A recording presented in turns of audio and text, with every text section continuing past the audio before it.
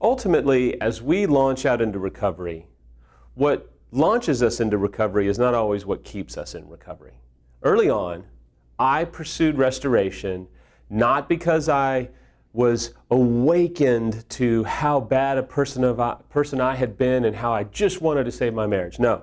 Early on, I wanted to pursue restoration because I loved my 3 kids and I didn't want to be without them. And I was willing to man up and live with a woman that I was so angry with and hurt by and so rejected by in my mind that I didn't want to be away from my kids. So I tell people a lot, listen, you may be venturing out into recovery or restoration simply for the kids, and that is okay, because I'm not married now just because of the kids. About a year or so into recovery, I began to realize I needed to get healthy for me, and that's what I want to talk to you about, is getting healthy for you. Whether you're an unfaithful or whether you're a betrayed, there comes a point where you have got to get healthy for you. And this is where it really hits home for the unfaithful. And here's what I'll tell you, is that one of the smartest things that you can do is grasp the reality that you have to get healthy for you. Because here's the danger. If you're only getting healthy for your spouse, there's going to be a point where one day your spouse maybe shows a great deal of uncertainty or rejects you or makes you feel as though they don't even care if you get healthy. And if you're getting healthy for them, the reason that you're getting healthy now rejects you, and so your motivation, your desire, your whole strategy for getting healthy goes out the window and you go back to relapse. And I didn't relapse early on, but that was a temptation because I was so focused on getting healthy for the kids and for Samantha that Samantha had this difficult time where she started to reject me again, and we hit this really difficult road.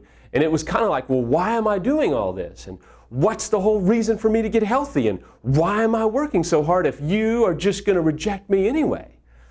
And Rick hit me right between the eyes one day and he said, well, Samuel, I got to tell you, if you're only getting healthy for X, you are not really getting healthy. You're still being codependent and doing what other people want you to do. When are you going to get healthy because you know it's the right thing to do? And there was a real profound speechlessness in that moment. And anybody that knows me will tell you, speechlessness is not a normal thing. I'm always talking to myself, other people. This is just the way it is. But I sat there in this real deep moment with Rick and realized, you know what? I've got to get healthy for me. And it's hard to get there. But you've got to get there, because if you're getting healthy for any other reason, if that reason is taken away or if that reason appears to regress, now your motivation almost disintegrates. And you're being somewhat codependent because you're only getting healthy if they do what they need to do. So you're kind of floating around on an island. And I will tell you, you've got to get healthy for you because it's the right thing to do. You've got to decide where you are going to be with the affair partner or with your spouse because it's the right thing to do. Not to please your affair partner, not to please your spouse. You've got to deal with your addiction, not just so you can please your wife and be a better dad. No, you've got to deal with your addiction because it's going to kill you. It's going to wreck your life. It's going to destroy you and destroy and permeate every area of your life. So in recovery, you've got to do recovery for you. Now, I knew that Samantha and my 3 kids were counting on me, absolutely. But that dwindled between 9 and 12 months into recovery. Good recovery work.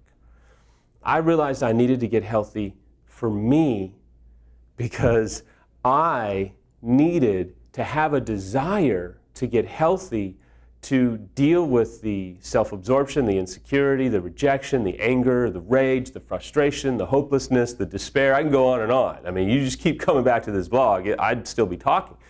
I had to get healthy for me, and you have to get healthy for you. You can't just get healthy for someone else because, quite frankly, that is codependency, and that's not the bigger picture. Now, Let me bring some clarity and tell you, yes, you do have to get healthy for your kids and for your spouse and for your grandkids and the rest of your life. But the overriding principle must be to get healthy for you, because you are the one that's going to work your recovery, manage your recovery, do the work, spend the time, remain committed to the process. Get healthy for you. Be brave. Bravery is not found in, well, I'm doing it for the kids. Early on, okay, because bravery hasn't really arrived yet. But as you get healthy, and if you're healthy today, and if you're several years down the road, I'm pretty sure you're not doing it just for them. You're doing it for you.